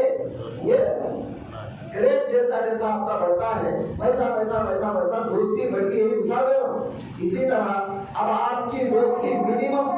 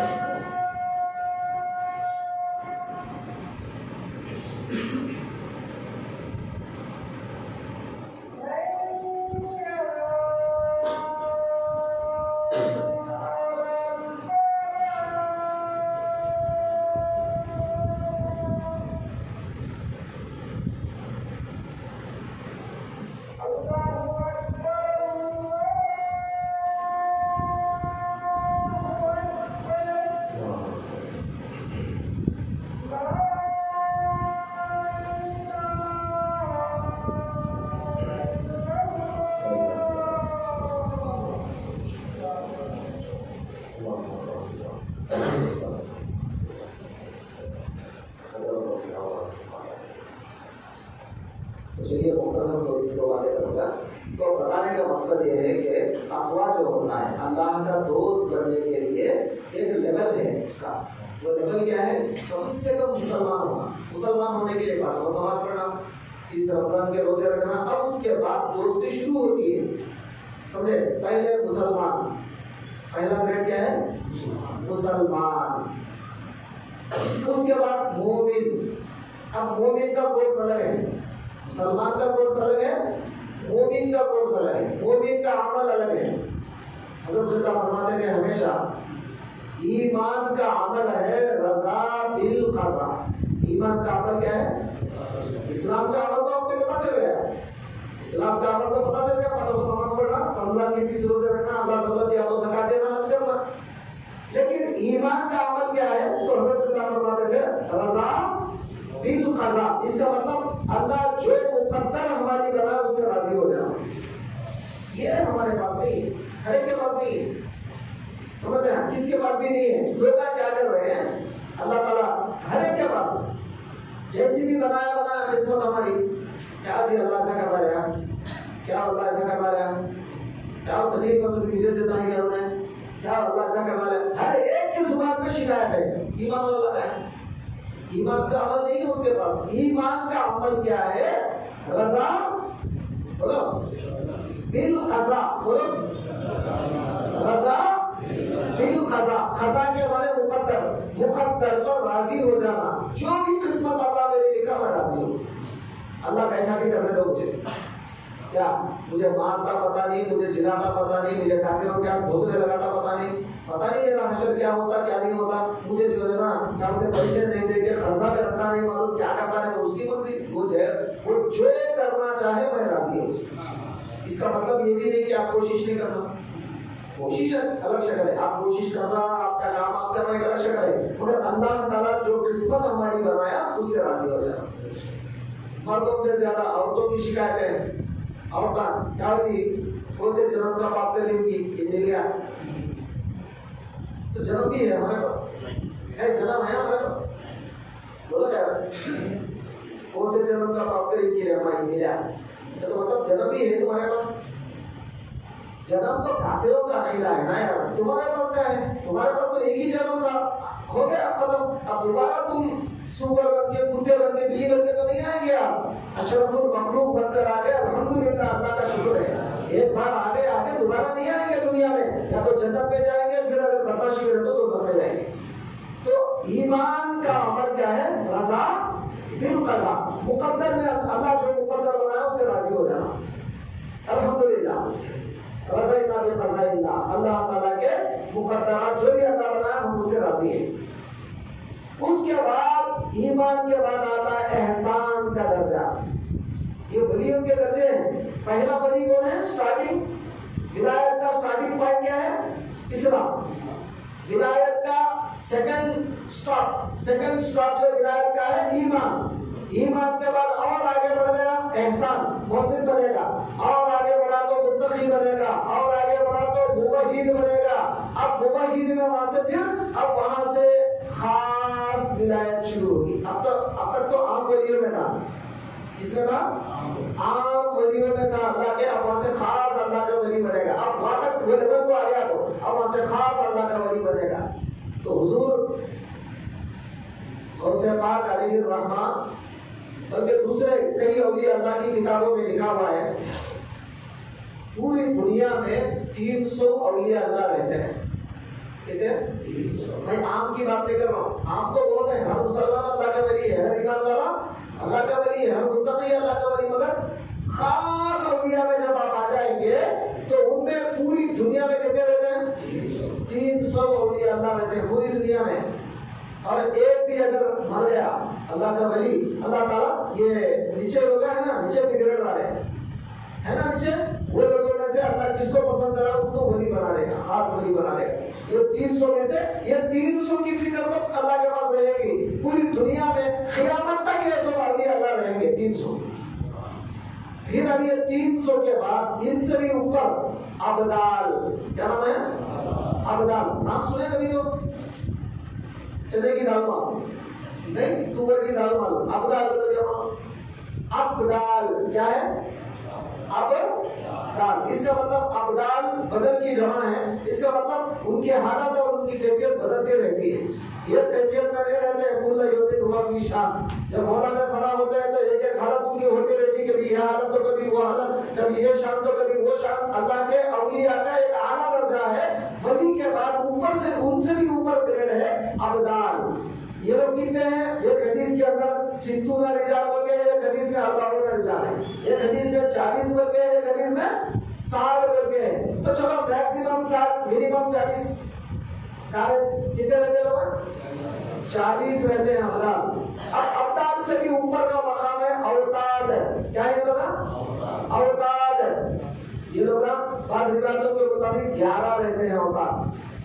کتنے رہتے ہیں؟ پوری دنیا میں 11 رہتے ہیں۔ اب ان سے بڑا مقام آتا ہے قطب۔ اب بعض روایتوں میں یہ بھی بتایا گیا اوتاد جو ہے یہ جتنے یہ ہفت تخلیق ہوتا ہے، ہفت تخلیق مطلب 7 ہے نا، یہ زمین کے حصے ٹکڑے، پوری دنیا میں 7 ٹکڑے ہیں نا زمین پہ، ایک ایک ٹکڑے پہ ایک اللہ کا وطن رہتا ہے، اللہ کے اوتاد رہتے ہیں، ایک ایک ٹکڑے پہ ایک ایک 7 رہتے ہیں، بعض بڑے 11 رہتے ہیں۔ اور بعض کا قول یہ ہے کہ اس سے اوپر جو ہے نا قطب ہے، قطب، یہ قطب 4 طرف 4 رہتے ہیں، ایک مشرق کو، ایک مغرب کو، ایک شمال کو، ایک شمال کو، ایک جنوب کو، 4 رہتے ہیں یہ لوگ پوری دنیا میں۔